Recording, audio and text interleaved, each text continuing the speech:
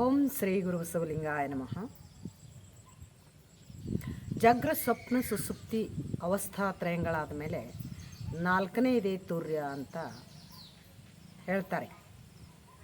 ನಾವು ಅದರ ಅನುಭೂತಿ ಪಡೆದಿಲ್ಲ ಇನ್ನೂ.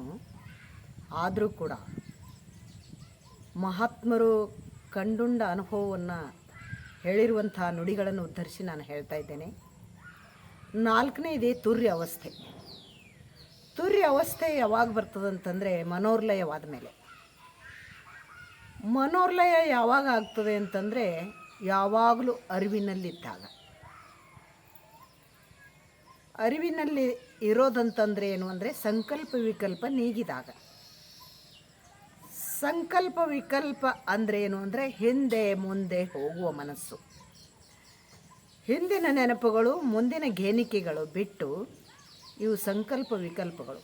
ಹಿಂದಿಂದು ವಿಕಲ್ಪ ಮುಂದಿನ ಸಂಕಲ್ಪ ಇವುಗಳನ್ನು ನೀಗಿ ಸ್ಥಿರವಾಗಿ ನಿಂತಾಗ, ಕಲ್ಪಗಳನ್ನು ಮೀರಿ ನಿಂತಾಗ ನಿರ್ವಿಕಲ್ಪ ಅಂತಾರೆ.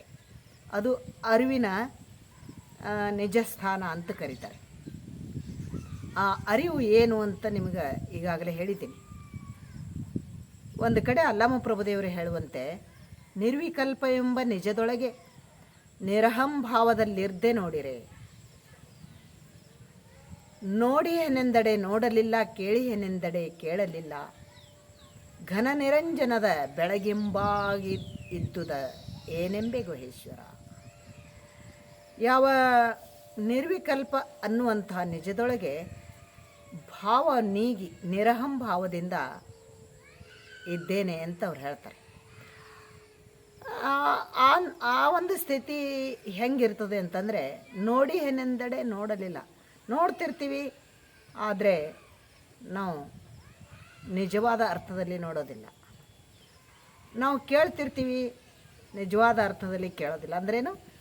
ವಿಷಯಗಳನ್ನು ಕೂಡಿಕೊಂಡು ಕೇಳೋದಿಲ್ಲ, ವಿಷಯಗಳನ್ನು ಕೂಡಿಕೊಂಡು ನೋಡುವುದಿಲ್ಲ, ವಿಷಯಗಳನ್ನು ನಿರ್ಲಿಪ್ತಗೊಳಿಸಿ ವಿಚಾರವನ್ನು ನಿರ್ವಿಚಾರ ಮಾಡಿ ಅರಿವಿನೊಳಗಿದ್ದು ನೋಡುವಂಥ ನೋಟ, ಕೇಳುವಂಥ ಶ್ರುತಿ, ಅದನ್ನೆಲ್ಲವೂ ಸುಮ್ಮನೆ ತನ್ನಿಂದ ತಾನಾಗಿ ನಡೆದಿರ್ತದೆ ಅಷ್ಟೆ. ಅಂಥ ಒಂದು ಶುದ್ಧವಾದಂಥ ನೋಟ, ಶುದ್ಧವಾದಂಥ ಕೇಳುವಿಕೆ, ಶುದ್ಧವಾದಂಥ ಸ್ಪರ್ಶ, ಶುದ್ಧವಾದಂಥ ರುಚಿ, ಶುದ್ಧವಾದಂಥ ಆ ವಾಸನೆ, ಅದನ್ನೆಲ್ಲ ಅಳವಡಬೇಕಾದ್ರೆ ಅರಿವಿನಿಂದ ನಾವು ಪ್ರಾರಂಭಿಸಿ, ಅರಿವು ಅದನ್ನು ಕರಿಗೊಂಡ ಬಳಿಕ, ಅರಿವು ಸಿದ್ಧಿಯಾದ ಬಳಿಕ, ಆ ಅರಿವು ಸಂಪೂರ್ಣವಾಗಿ ನಮ್ಮನ್ನು ವ್ಯಾಪಿಸಿದಾಗ ಮನಸ್ಸನ್ನುವಂಥದ್ದು ಲಯವಾಗ್ತದೆ. ಆ ಲಯ ಹೊಂದಿದಾಗ ತುರ್ಯ ಅವಸ್ಥೆಯ ಅನುಭವ ಆಗ್ತದೆ. ಮನಸ್ಸು ಲಯ ಆಗೋದಂದರೆ ಏನು? ಮನಸ್ಸು ಲಯ ಆಗೋದಂದರೆ ನಾವು ಅನ್ಬೋದು, ನಮ್ಮ ಮನಸ್ಸಿರಲಿಲ್ಲ ಅಂದ್ರೆ ನಾವು ಹೆಂಗೆ ಇರ್ತೀವಿ ರೀ ಅಂತ ಅನ್ಬೋದು. ನಮ್ಮ ಮನಸ್ಸಿನ ಜೊತೆಗೇ ನಾವೆಲ್ಲ ಜೀವನ ಮಾಡ್ಕೊಂಡು ಬಂದೀವಿ. ಮನಸ್ಸಿರಿದ್ರೆ ನಾವು ಹೆಂಗೆ ಇರ್ತೀವಿ ರೀ ಅಂತ ನೀವು ಕೇಳ್ಬೋದು. ಅದು ಹೇಗಾಗ್ತದೆ ಅಂತಂದರೆ, ಮನಸ್ಸನ್ನುವಂಥದ್ದು ಘನಮನ, ಮನಸ್ಸನ್ನುವಂಥದ್ದು ಮಹಾ ಬೆಳಗಿಂಗೊಳಗಾಗ್ತದೆ. ಮನಸ್ಸನ್ನುವಂಥದ್ದು ಮಾರ್ಪಾಟಾಗಿ ಯಾವ ಸ್ಥಿತಿ ಅದಕ್ಕೆ ಬರ್ತದಂತಂದರೆ, ಅರ್ಥಾತ್ ಉದಾಹರಣಾರ್ಥವಾಗಿ ನೋಡೋದಾದರೆ, ಒಂದು ರೂಮಿನಲ್ಲಿ ನಾವು ಕುಂತಿರ್ತೀವಿ.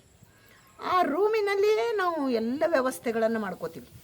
ಹ್ಯಾಂಗೆ ಮಾಡ್ಕೋತೀವಿ ಅಂದರೆ, ಆ ರೂಮಿನೊಳಗೆ ಕತ್ತಲೆ ಇದೆ ಅಂತ ಒಂದು ಲೈಟ್ ಹಾಕ್ತೀವಿ, ಬೆಳಕು ಮಾಡ್ಕೋತೀವಿ. ಆ ರೂಮಿನೊಳಗೆ ಒಂದು ಶುದ್ಧವಾದ ಹವೆ ಇಲ್ಲ ಅಂತ ಇದು ಏನು ಫ್ಯಾನ್ ಹಚ್ತೀವಿ. ಆ ಫ್ಯಾನ್ ಹಚ್ತೀವಿ, ಬಾಳೆ ಆದರೆ ಒಂದು ಸ್ವಲ್ಪ ಕಿಟಕಿ ತೆರಿಬೋದು. ಅಂಥ ಒಂದು ಕಿಟಕಿ ತೆರಿಬೋದು, ಅಲ್ಪ ಸ್ವಲ್ಪ ಬೆಳಕು ಬರ್ತದೆ. ಆದರೆ ಫ್ಯಾನ್ ಹಚ್ಚೋದ್ರಿಂದ ಗಾಳಿ ಬರ್ತದೆ, ಲೈಟ್ ಹಚ್ಚೋದ್ರಿಂದ ಬೆಳಕು ಬರ್ತದೆ. ಆದರೆ ಮನಸ್ಸು ಮತ್ತು ಬಂಧಿತವಾಗಿರ್ತದೆ ಆ ರೂಮಿನೊಳಗೆ. ಆ ಬಂಧಿತವಾದಂಥ ಮನಸ್ಸು ಬಿಡುಗಡೆ ಮಾಡಿ ಹೊರಗೆ ಬಿಡೋದೇನಿದೆಯಲ್ಲ, ಅಂದರೆ ಬಾಗಿಲು ಎಲ್ಲಿದೆ ನಮಗೆ ಗೊತ್ತಾಗ್ತಾ ಇಲ್ಲ.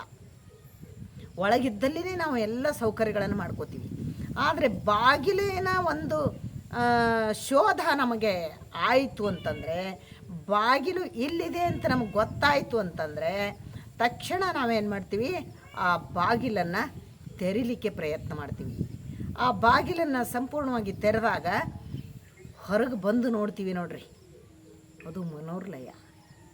ಮನಸ್ಸು ಪೂರ್ಣ ಸತ್ತೋಯ್ತು ಅಂತಲ್ಲ, ಮನಸ್ಸು ಲಯ ಹೊಂದಿತ್ತು ಅಂತಂದರೆ ಮಾರ್ಪಾಟ ಆಗ್ತದೆ.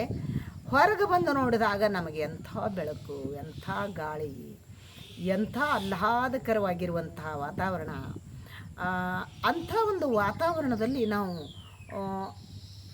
ಅದೇ ಹೊಸದಾಗಿ, ಅದೇ ಮೊದಲು ನಾವು ಬಂದು ನೋಡಿದಾಗ ಹೇಗೆ ಅನ್ನಿಸ್ಬೋದು, ನಾವು ಆಶ್ಚರ್ಯಚಕಿತರಾಗ್ತೀವಿ. ಅಯ್ಯಯ್ಯೋ, ಇಂಥ ಬೆಳಕು, ಇಂಥ ಗಾಳಿ, ಇಂಥ ಶುದ್ಧವಾದಂಥ ಗಾಳಿ, ಇಂಥ ಸೃಷ್ಟಿ ಸೌಂದರ್ಯ, ಇದನ್ನು ಎಂದೂ ನಾನು ನೋಡಲೇ ಇಲ್ವಲ್ಲ, ನಾನು ಒಳಗಡೆನೇ ಎಷ್ಟು ದಿವಸ ಕುಂತಿನಲ್ಲ ಅಂತ ಮನಸ್ಸಿಗೆ ಖೇದ ಅನ್ನಿಸ್ತದೆ. ನಾನು ಇವಾಗ ಹೊರಗೆ ಬಂದಲ್ಲ ಅಂತ ಯಾವ ಒಂದು ಸ್ಥಿತಿ ಯಾವಾಗ ಮನಸ್ಸಿಗೆ ಬರ್ತದಂದರೆ, ಮನಸ್ಸು ಸತ್ತು ಹೋಗೋದಿಲ್ಲ, ಮನಸ್ಸು ಬಿಡುಗಡೆ ಹೊಂದುತ್ತದೆ. ಮನಸ್ಸಿನ ಹತೋಟಿಯಲ್ಲಿ ನಾವು ಎಷ್ಟು ದಿನ ಇದ್ವಿ, ಇನ್ನು ಮೇಲೆ ನಮ್ಮ ಹತೋಟಿಯಲ್ಲಿ ಮನಸ್ಸಿರ್ತದೆ, ನಮ್ಮ ಹತೋಟಿಯಲ್ಲಿ ಮನಸ್ಸಿರ್ತದೆ. ನಾವು ಯಾವಾಗ ಬೇಕಾದರೂ ಅದನ್ನು ಒಳಗೆ ತಗೊಳ್ಬೋದು, ಬೇಡ ಬಿಟ್ಟು ಹೊರಗೆ ಹಾಕಬಹುದು. ಆ ಮನಸ್ಸು ಹೇಳಿದಂತೆ ನಾವು ಕೇಳುವ ಪ್ರಮೇಯ ಇಲ್ಲ, ಒಂದು ಕೇಳುವಂಥ ಅಗತ್ಯವೂ ಇಲ್ಲ. ಅಂಥ ಮನೋರ್ಲಯ ಹೊಂದಿದ ಬಳಿಕ ಅಲ್ಲಿ ತೂರ್ಯ ಅವಸ್ಥೆಯ ಅನುಭವವಾಗ್ತದೆ. ಆ ತೂರ್ಯ ಅಂದ್ರೇನು, ಅರಿವಿಗೆ ಅರಿವು, ಮಹಾ ಅರಿವು. ಅಂದರೆ ನಮಗೆ ಈಗಲೇ ಹೊರಗಿಂದಷ್ಟೇ ಕಾಣ್ತಾ ಇದೆ. ನಮಗೆ ಅಬ್ಸರ್ವ್ ಮಾಡಿದ್ರೆ ಒಂದು ಏನು ಕಲ್ಪನೆಗೆ ಬರ್ಬೋದು, ಗಮನಿಸ್ಬೋದು, ಒಳಗಿಂದೆಲ್ಲ ಹಾರ್ಟ್ ಇಲ್ಲಿದೆ, ನಮ್ಮದು ಒಂದು ಹೊಟ್ಟೆ ಇಲ್ಲಿದೆ ಅಂತ ನಾವೆಲ್ಲ ಗಮನಿಸ್ಬೋದು. ಆದರೆ ತನ್ನಿಂದ ತಾನೇ ಒಳಗಿಂದು ಹೊರಗಿಂದು ಏಕಕಾಲಕ್ಕೆ ಕಾಣ್ತಾ ಇರುತ್ತೆ. ಯಾವುದು? ತುರ್ಯಾವಸ್ಥೆಯಿಂದ. ಇಲ್ಲಿದು ಅಲ್ಲಿದು ಏಕಕಾಲಕ್ಕೆ ಕಾಣ್ತಾ ಇರುತ್ತೆ ತುರ್ಯಾವಸ್ಥೆಯಲ್ಲಿ. ಅಂಥ ತುರ್ಯಾವಸ್ಥೆ ಈ ಒಂದು ಸೀಮಿತವಾಗಿರುವಂಥ, ಈ ಸಂಕುಚಿತವಾಗಿರುವಂಥ, ಈ ಒಂದು ಖಂಡಿತವಾಗಿರುವಂಥ ದೇಹವನ್ನು ಮೀರಿ ಆಚೆಗೆ ಆತ್ಮಸ್ಥಿತಿಯಲ್ಲಿ ಹೋಗ್ತದೆ ಅಂತ ಹೇಳ್ಬೋದು. ಅದಕ್ಕೆ ಅಂಥ ಒಂದು ವ್ಯಾಪಕವಾದಂಥ ಸ್ಥಿತಿಯ ಅರಿವು ಪಡ್ಕೊಳ್ತದೆ. ಅಂಥ ಅರಿವು ಅದು ನಾವು ಮೊದಲು ಅಂಗದಿಂದ ಶುರು ಮಾಡಬೇಕು. ಅದಕ್ಕೆ ಹೇಳ್ತಾರೆ ನೋಡ್ರಿ, ಅಂಗವಿಡಿದು ಅರಿವ ಅರಿವು, ಅಂಗವಿಡಿದು ಅರಿವ ಅರಿವು ಅರಿವಲ್ಲದೆ ಗುರುವಿಡಿದು ಅರಿವ ಅರಿವು ಅರಿವಲ್ಲ.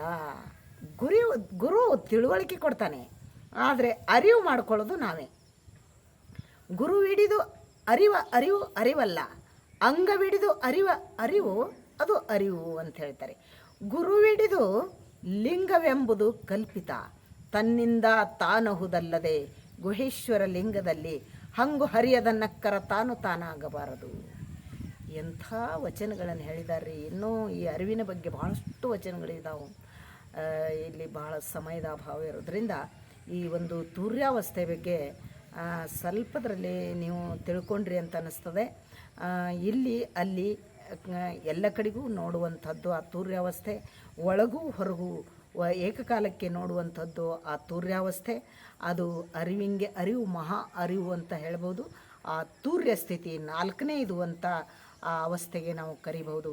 ಅಂಥ ಒಂದು ತೂರ್ಯದ ಅವಸ್ಥೆ ಹಾಗಿರ್ತದೆ. ಅದನ್ನು ನಾವು ಪಡ್ಕೊಳ್ಬೇಕಾದ್ರೆ ಅಂಗದ ಅರಿವಿನಿಂದ ನಾವು ಮೊದಲು ಪ್ರಾರಂಭ ಮಾಡಬೇಕು. ನಾವು ನಾವಾಗಿರಲಿಕ್ಕೆ, ನಾವು ನಮ್ಮನ್ನು ಗಮನಿಸ್ತಾ ಇರಲಿಕ್ಕೆ, ನಾವು ಸಾಕ್ಷಿಯಾಗಿರಲಿಕ್ಕೆ ನಾವು ಪ್ರಯತ್ನ ಮಾಡಬೇಕು. ಈ ಬಗ್ಗೆ ಮತ್ತೆ ಮತ್ತೆ ವಚನಗಳನ್ನು ಉದಾಹರಿಸಿ ಇದನ್ನು ಮತ್ತೆ ಗಟ್ಟಿಗೊಳಿಸೋಣ. ಕೇಳಿದ್ದಕ್ಕೆ ಧನ್ಯವಾದಗಳು. ಶರಣು ಶರಣಾರ್ಥಿ.